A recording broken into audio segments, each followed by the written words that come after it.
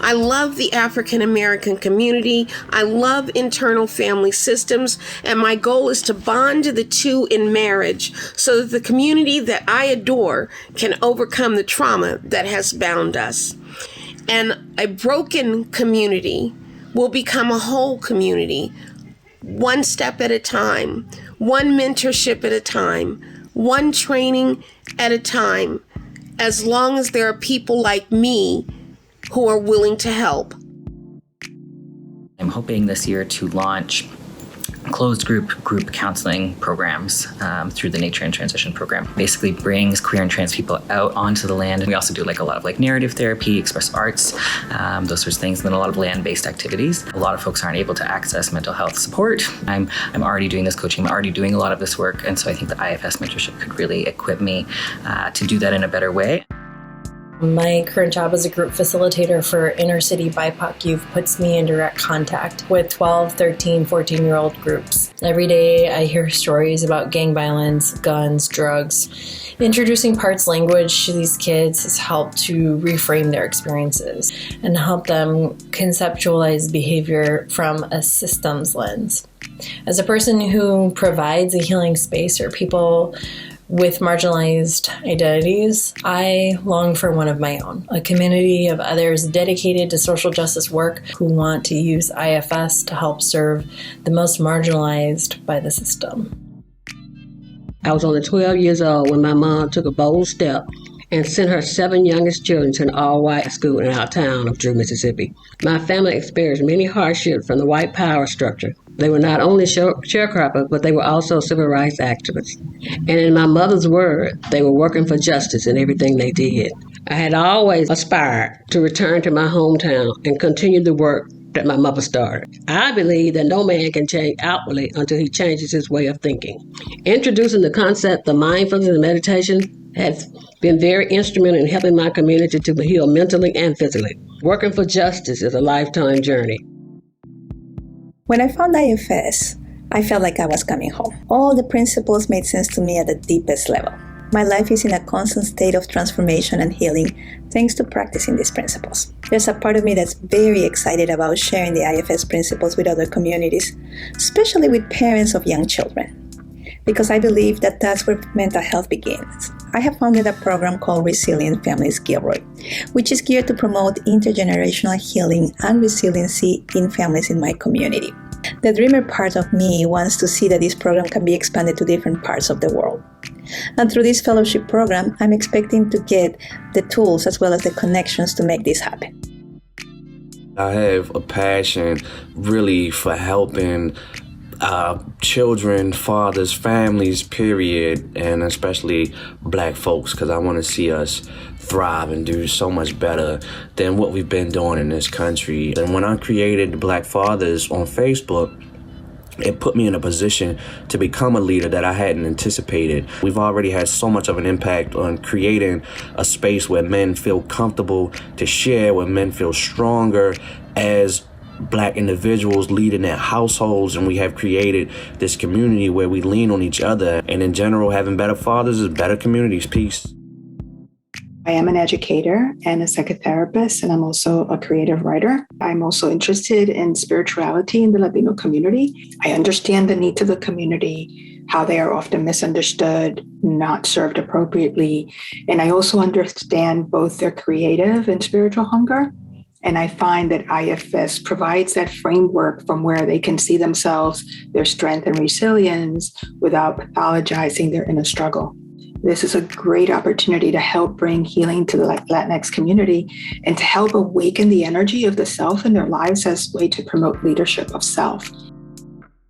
The things that I want to create with the fellowship is I want to make IFS much more accessible to Black men. And Black men don't really listen to mainstream, but we do believe in people who are genuine. This is really my life mission. It's my life mission to heal myself and then show others how to heal themselves in that way. My goal with the fellowship is to visually show what that looks like in a way that's cool, in a way that I want to do that, or I need to call that brother, or I like that. That's what I want. I want to open people's eyes to what healing really is.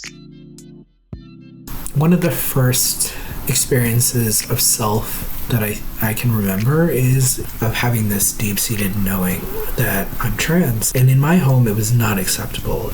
I can only imagine the potential healing and recovery for generations if they met IFS at this point in their life. I wish I had it when I was much younger. So this is what I want to do for the young people, is to create a training framework for service providers that is rooted in the IFS practice.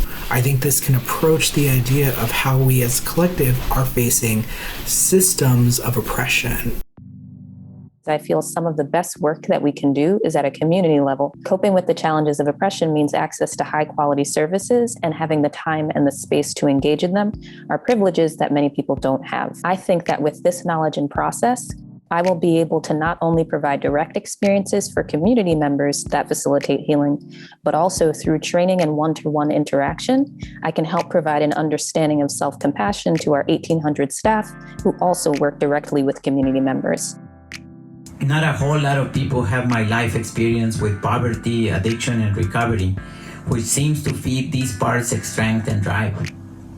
The helper shows up in my attempts to help change a situation. There is also a crusader part in me, the one who cares, perhaps too much, about the current status quo and can't accept it and goes on to do something about it.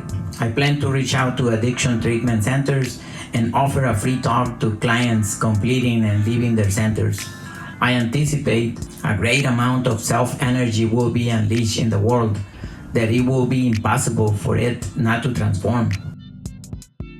I'd love to apply the IFS training to our existing program curriculum that reaches over 500 multi-generational people annually, as well as share IFS more intimately with the 16 young adults in our fellowship each year. Many of them live at the intersections of being Muslim, people of the global majority, queer and trans, and they're interested in pursuing careers in social work or being the first generation in their family to reach out for mental health support. That's why I've been looking for an opportunity like this unique fellowship to help resource me with the community, training, and empowerment to keep on believing in and growing my leadership. I served 21 years in the Coast Guard, working on emergency response plans. So without a doubt, I know that I am equipped to gather the resources within my community who will support me in seeing this project to its completion, which is to provide resources for children who are in care. Our children need for us to show up for them. And I thank you for giving me the opportunity to create a resource for my community that could be a model tool for others. Like the little that I hear and know about IFS, what I'm hearing is just like all the parts and who's operating and where's that coming from and why did it feel like it needed to show up. And I love that internal wisdom, and I want to be selected because I want to receive and get to answer that really deeply for myself. I love being in dialogue. I love learning from my fellow activists. I get that time and it frees me up to take those next steps. And I bring that resource back to my fellow lived experience volunteers, and I help them think through those same questions. What I want to do with the resources and the tools and the things that I learned from this great program is I want to bring it to my community. I currently live in Macon, Georgia. Unfortunately, here we are 5 generations removed from slavery, and we still have persons in this city who reference things that they went through generationally. My goal is to be able to push people beyond what they see in their family dynamics, to give them the power, the resources, and the tools that they need in order to live their best life. Because I have a voice and perspective that has historically been overlooked, I believe in collegiality. I believe in the IFS process. I believe in its potential to be culturally translatable to Black women, queer Black women, and ultimately everyone in the world who's open to it and ready to engage in this particular form of a healing journey. 2017, I was led to attend Claremont School of Theology, where I learned IFS and womanist theology, which is the Theology about the experience of the African American woman from slavery until now. These two classes motivated me to write my thesis toward a holistic method of healing intergenerational trauma of African American women. Teaching IFS not as a psychotherapy model, but seeing it emerge as a spiritual practice. Grew up in my tribal community. I thought I was going to work there. I was raised to come home and do meaningful work in my community. And I can speak to having a lot of parts incredibly excited about seeing some of the teachings from IFS around self, some of the teachings in IFS around cultural burdens and unburdening, seeing those alongside our traditional teachings and ceremony. We have so much recent trauma history that when I've done my own ancestral healing, handing that back and doing that healing up the line, how powerful that has been, I can't help but be so excited about what that could look like. Sometimes people from marginalized groups treat themselves with shame, like they feel shame towards themselves, but there's also this external aspect of shame that's kind of impressed upon them. Implementing IFS into the work that I want to do as a nonprofit organization, starting a nonprofit organization, can really, I believe, be beneficial for members of the community and not just breaking cycles and breaking patterns, but teaching them how to love themselves, and hopefully breaking some of those generational cycles as well. The impact of my selection for this fellowship would be more men and male youth of color. Through collaboration with IFS, healthy and whole, engaged as change makers and champions in gallant and collective efforts to dismantle patriarchy, racism, and other systems of oppression. And we know that these systems are not actually broken. They are working exactly as they've been designed for the benefit of those who profit from suffering, sorrow, who don't have to apply for grant funding every year, who like these systems exactly the way they are. As we continue to face down these challenges and the fallout of a global pandemic, political polarization, misinformation, and disinformation campaigns, we need people, all hands on deck, including BIPOC men, engaged in the struggle like never before. When I first started teaching healthy relationships, I would hand out evaluations. I remember on one of them, a person wrote that they were going to leave their abusive husband because of what they'd learned in class that day. And I remember the impact that had on me, but it really was just me seeing how important this work is. That I know is the level of impact that I'm going to make on this community. And I think with an IFS fellowship, I will do it smarter, and I will likely get there faster.